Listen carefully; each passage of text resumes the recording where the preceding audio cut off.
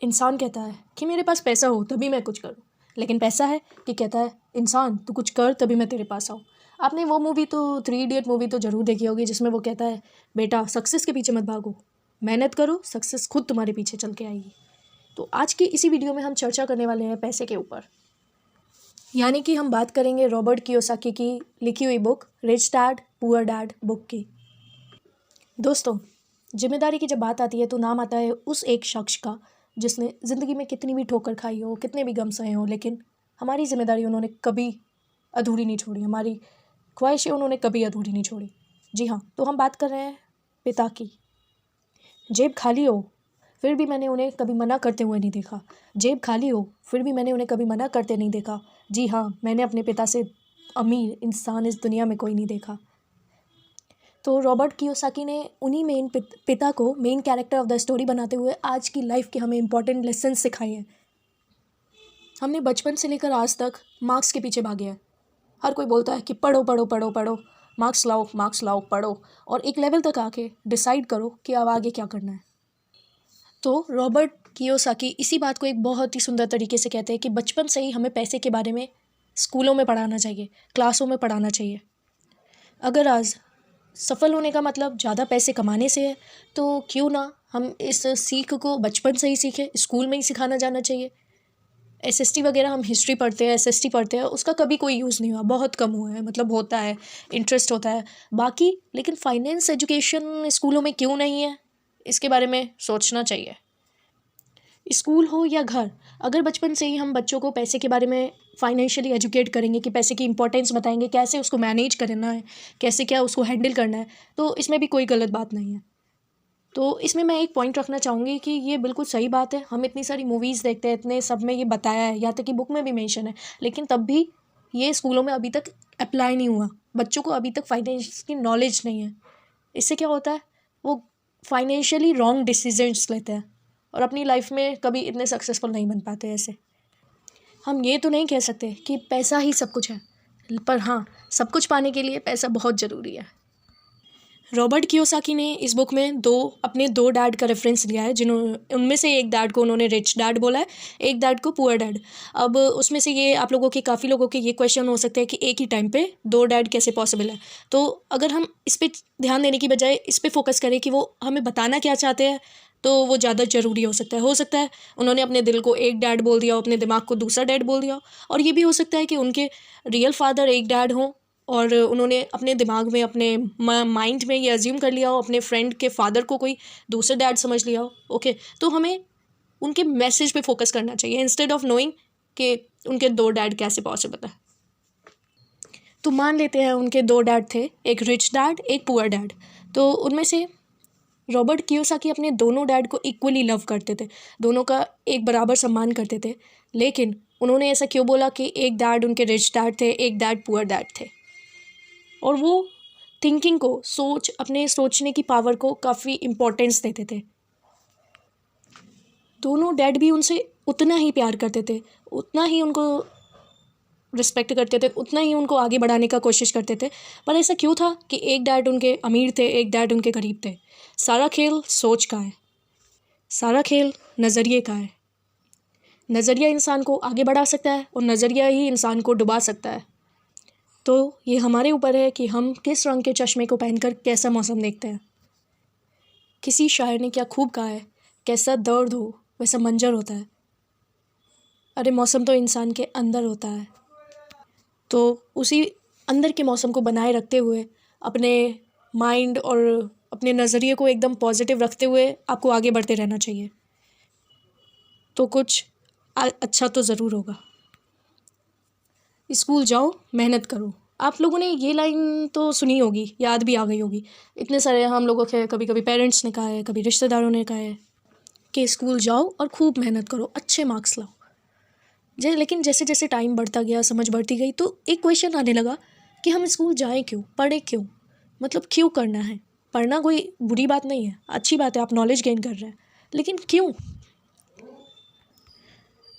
आप लोग जब, मतलब आप लोगों ने देखा होगा, जैसे ही इंजीनियरिंग की पढ़ाई होती है या किसी भी फील्ड की पढ़ाई होती है, तो सबसे पहले लोग क्या ढूंढते हैं, जॉब। वो सोचते हैं कि जॉब उनको मिल जाएगी, पैसे कमाना शुरू कर देंगे, उनकी अर्निंग स्टार्ट हो जाएगी, वो घर बना लेंगे, वो अपनी सारी ज़रूरतें पूरी कर लेंगे। लेकिन ऐसा नहीं होता।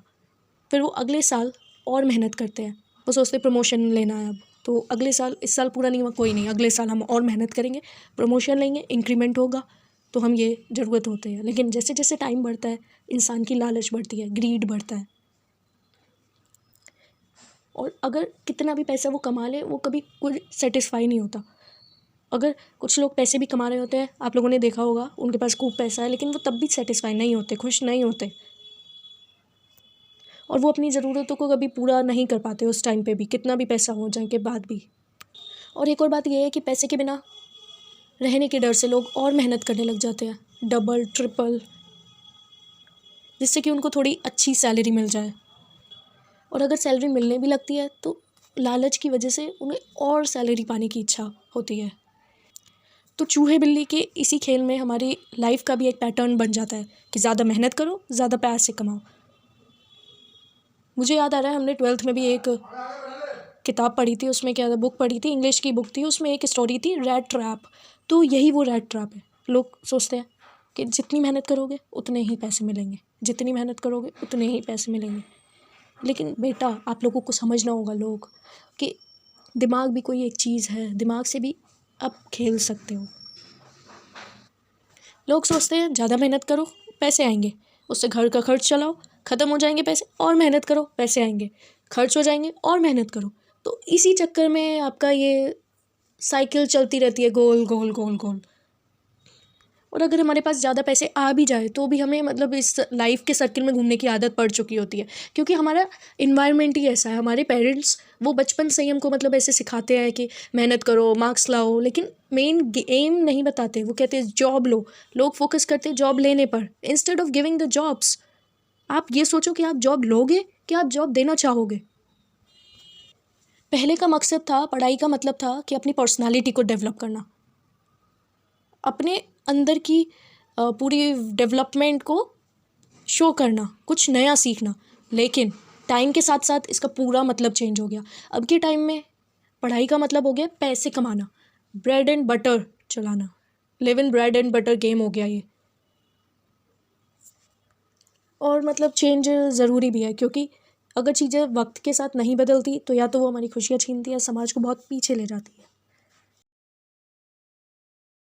अगर हम बचपन से ही बच्चे को ये सिखाना शुरू करें कि मनी, पैसा कैसे काम करता है, कैसे हम पैसे को पूरा मैनेज कर सकते हैं, पूरा हैंडल कर सकते हैं, तो बड़े होने पर बच्चों की वो बहुत सारी प्रॉब्लम ऑटोमेटिक सॉल्व हो जाएगी।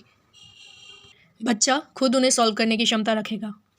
पर कहीं ना कहीं रॉबर्ट कियोसाकी ने इस बात का पूरा ध्यान रखा है कि पैसे को रिश्तों के ऊपर ना रखा जाए। तभी तो उन्होंने पैसे को रिश्तों के माध्यम से हमें समझाने की कोशिश की है। रॉबर्ट कियोसाकी के पहले डैड कहते थे कि इसे किस तरीके से ख़रीदा जा सकता है, और रॉबर्ट कियोसाकी के दूसरे डैड कहते थे कि इसे क्यों नहीं ख़रीदा जा सकता। दोनों की सोच में अंतर था, दोनों के शब्दों में अंतर था। तो यानी कि जिसे हम ज़िंदगी में पाना चाहते हैं, जिसे समझना चाहते हैं, जो कि ये पैसा, तो उसके बारे में अगर बचपन से ही जाना जाए तो वो हमारी लाइफ में काफ़ी मदद कर सकता है। आज जिस तरीके से पढ़ाई की जाती है, तो बच्चे ग्रेजुएट होने के बाद सोचते हैं कि अब मैं कौन सी नौकरी करूँगा, अब पैसे कैसे कमाऊँगा। पैसे के बारे में वो ग्रेजुएट होने के बाद सोचते हैं। कॉलेज में भी अगर बच्चे होते हैं तो वो सोचते हैं अपने घर वालों से पैसे मिल जाएंगे कैसे भी हम, और घर वालों के पैसों से वो लिविंग कर लेंगे वो अपनी पूरी। वो घर वालों से पैसे मांगते रहते हैं और खुद ही बस खर्च करते रहते हैं बिना कहीं भी सोचे समझे। अगर बच्चों को बचपन से ही पैसे के बारे में सिखाया जाए तो वो कहीं ना कहीं अपनी लाइफ में आगे बढ़ सकते हैं। तो इसके लिए अब बहुत ज़रूरी है कि हमें खुद एक्सेप्ट करना होगा कि हम पैसे को कैसे पा सकते हैं, पैसे को कैसे संभाल सकते हैं। तभी हम मतलब आगे वाले जनरेशन को या बच्चों को डीपली उनको एजुकेट करें, क्योंकि पहली एजुकेशन सबको अपने घर से ही मिलती है, देन स्कूल से। ठीक है, तो अगर घर से ही उनको करेक्ट फॉर्म ऑफ एजुकेशन मिलेगी, सही तरीके से वो समझेंगे कि पैसे को कैसे हैंडल करना है, कैसे मैनेज करना है, तो उनकी काफ़ी मदद होगी। तो फ्रेंड्स, ये है अभी इस बुक सीरीज़ का फर्स्ट पार्ट। आप कमेंट में आप लोग मेंशन कीजिए कि आपको इसमें से क्या क्या पॉइंट्स अच्छे लगे, क्या क्या पॉइंट्स और होने चाहिए, और मेक श्योर आप चैनल को फॉलो करें जिससे कि कोई भी नोटिफिकेशन आपसे मिस ना हो और आप काफ़ी ही नॉलेज ऐसी गेन करते रहें। ठीक है, मिलते हैं इस वीडियो के नेक्स्ट पार्ट में।